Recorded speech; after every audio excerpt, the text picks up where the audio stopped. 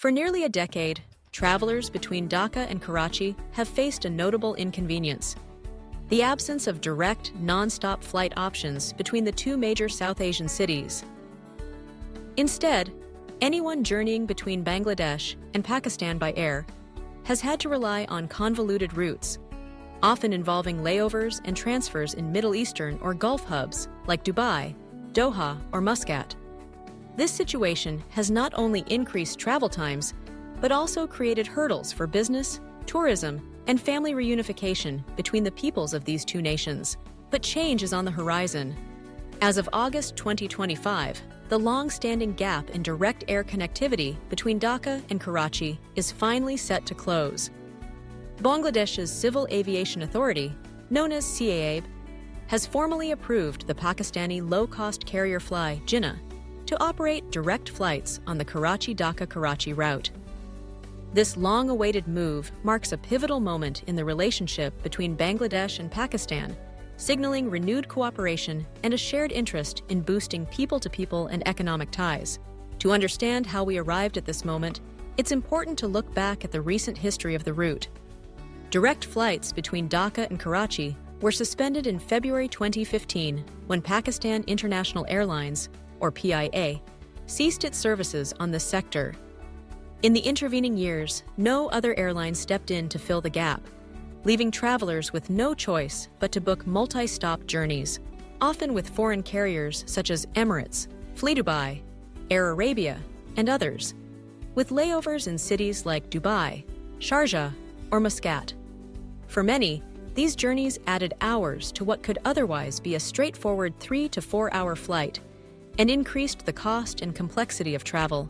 The recent approval granted to Fly Jinnah is therefore a significant milestone.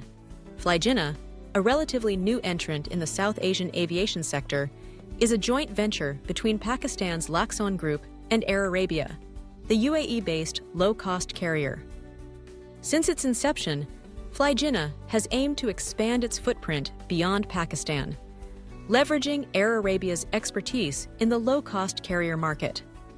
The airline's application to operate the Karachi-Dhaka route was reviewed and approved by CAAB in February 2025, setting in motion a series of regulatory and operational steps needed to make direct flights a reality. Before Fly Jinnah can launch service, several key requirements must be met. Firstly, the airline is required to appoint a local general sales agent, or GSA, in Bangladesh. This agent will serve as Fly Jinnah's local representative, handling ticket sales, marketing, and customer service in Bangladesh. Once a GSA is in place, Fly Jinnah must apply for flight slots and frequencies with CAAB. This process ensures that the airline's proposed flights can be accommodated at Dhaka's Hazrat Shahjalal International Airport, and that they fit within the broader schedule of arrivals and departures. The Civil Aviation Authority has indicated that once these steps are completed, it will allocate the necessary slots and frequencies, paving the way for Fly Jinnah to begin commercial operations. The restoration of direct flights between Dhaka and Karachi is about more than just convenience for travelers. It has the potential to significantly enhance bilateral relations between Bangladesh and Pakistan. Direct air links make it easier for business people to explore new markets, sign deals, and oversee investments. They also create new opportunities for tourism, allowing travelers to discover each other's cultures, landmarks, and cuisines without the hassle of long layovers. For families separated by borders, direct flights offer a much-needed bridge, enabling more frequent and affordable visits. The potential for growth doesn't stop with Fly Jinnah. Other Pakistani carriers, such as Air Sial, have also expressed interest in operating flights to and from Dhaka. Air Sial, which began its international operations in 2023, with routes to Jeddah and Muscat, has signaled its intent to further expand into South Asian markets, including Bangladesh. While specific plans and timelines for Air Sial's Dhaka operations are still pending, their interest underscores a broader trend. The aviation sector in both countries recognizes the untapped potential of direct Bangladesh-Pakistan connectivity. For these ambitions to be realized, cooperation between the two countries' civil aviation authorities is crucial. Bangladesh and Pakistan must finalize bilateral air service agreements that specify which carriers are permitted to operate, how many flights can be scheduled each week, and under what terms. These agreements ensure a fair and transparent framework for airlines to operate, balancing market demand with considerations like safety, security, and reciprocal access. Once Fly Jinnah or any other carrier submits its application for slots, CAAB's prompt approval and allocation of capacity will be key. Likewise, Pakistani authorities may need to reciprocate if Bangladeshi airlines, such as Biman Bangladesh Airlines or US Bangla, seek to launch their own flights to Pakistan. The process for restoring direct Dhaka-Karachi flights can be summarized in a few clear steps. First, Fly Jinnah must finalize its local representation in Bangladesh and submit its application for flight slots. Next, CAAB must review and approve the application, allocating the necessary slot times and frequencies. Once these regulatory hurdles are cleared, Fly Jinnah can launch marketing and ticket sales, building awareness and demand for the new route.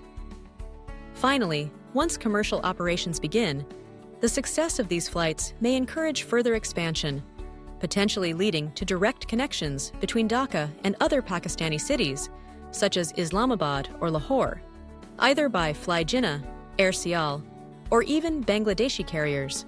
The return of direct flights is expected to yield tangible benefits for both countries. For the business community, easier travel means greater access to new markets and partners. For students, academics, and researchers, direct flights offer more opportunities for exchange programs, conferences, and collaborative projects.